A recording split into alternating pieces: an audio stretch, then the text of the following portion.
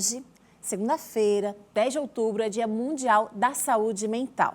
E a cada dia, cada vez mais pessoas estão se obrigando a olhar com mais atenção e até mesmo mais carinho para esse tema, porque está todo mundo se sentindo pressionado e estressado. Se você está passando por isso, entenda, você não está sozinho.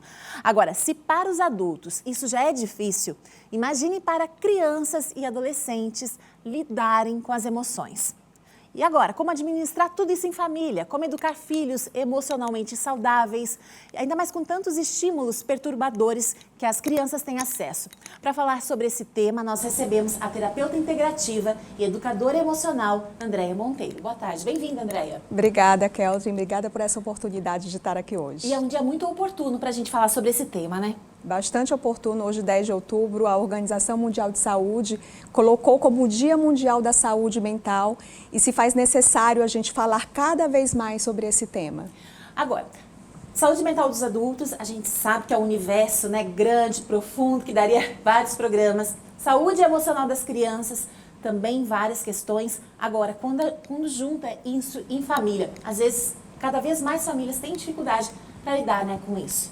Muita dificuldade, até porque hoje a gente percebe a quantidade de estímulos que nós adultos temos e esses estímulos eles chegam até as nossas crianças também. E assim como nós adultos, nós temos um turbilhão de emoções que nos tomam conta a todos os momentos durante o nosso dia, as nossas crianças vivem a mesma realidade. E o que acontece? Se esse adulto, pai de família, mãe de família, ele não tem a capacidade de olhar para as próprias emoções, para olhar para a sua própria saúde mental, ele vai ter muita dificuldade em fazer isso com as crianças, com seus filhos ou aquelas crianças às quais ele tem contato todos os dias. Por isso que eu digo, quando a gente fala, por exemplo, de pai e mãe, hoje em dia, apenas o instinto materno e paterno, ele não é mais o suficiente para nós educarmos os nossos filhos.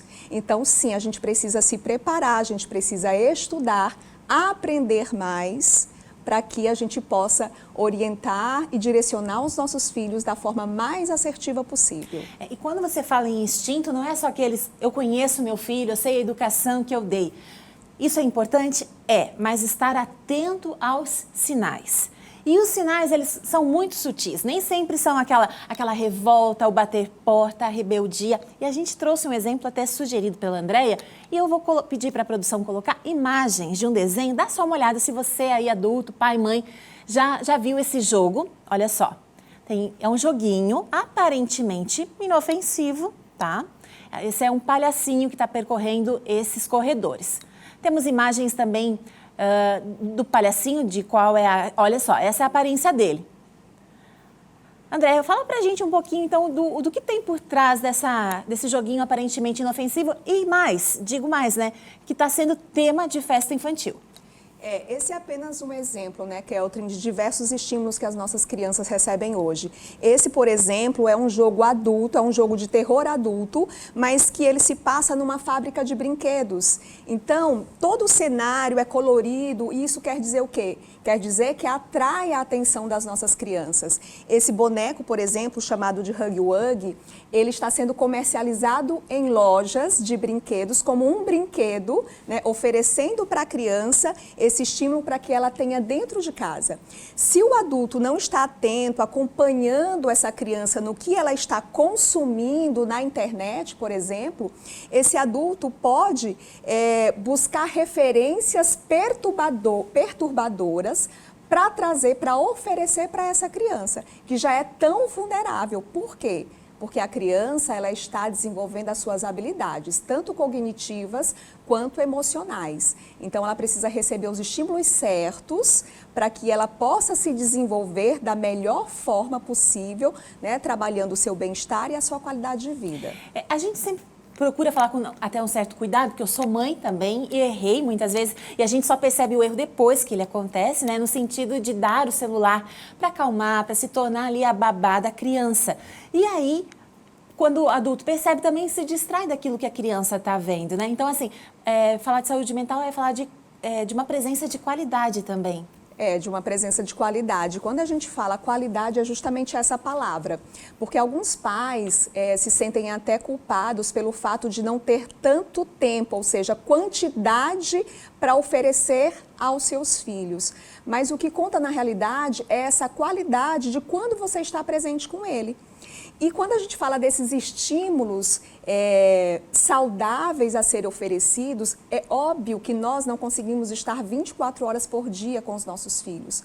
Mas quanto melhor a gente der para eles uma base sustentável, uma base com explicação, onde a gente direcione, onde a gente oriente o porquê aquela criança não pode consumir determinado conteúdo, essa criança, ela vai crescer, ela vai se desenvolver, levando aqueles ensinamentos que o pai, a mãe ou seus cuidadores trouxeram para ela.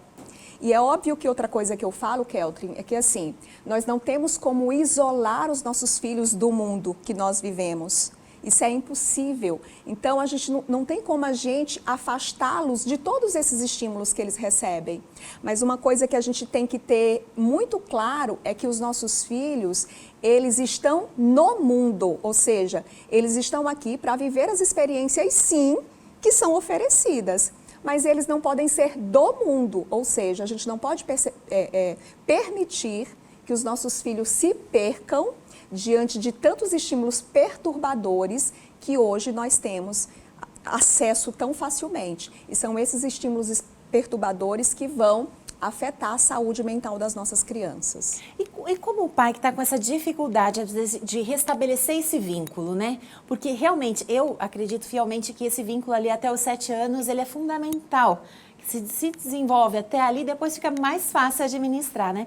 Como o pai, então, que está vivendo essa fase ali em que a criança está muito já dependente do celular, que tipo de estímulos ou que tipo de atividades ele pode fazer para resgatar esse vínculo? É você estar cada vez mais próximo do seu filho, acompanhar, fazer parte da vida dele, dentro do que ele vê, dentro do que ele ouve e dentro do que ele sente a partir dessas informações que ele tem acesso. Esteja mais próximo, sendo amigo, conversando com ele, entendendo qual é a realidade dele, o que ele está passando, as experiências que ele está tendo dificuldade, quais são os sentimentos que essas experiências que ele está vivendo estão gerando, né, dentro dele. E a partir daí, direcioná-lo da melhor forma possível dentro daquilo que para você, como cuidador, como pai, como mãe, faz sentido, é importante e você valoriza. Perfeito, Andréa Monteiro, terapeuta integrativa, também educadora emocional. É muito importante, muito interessante essa abordagem. Te agradeço pela presença, né, e pela conversa esclarecedora. Bem-vinda sempre. Eu que te agradeço mais uma vez pela oportunidade. Muito obrigada.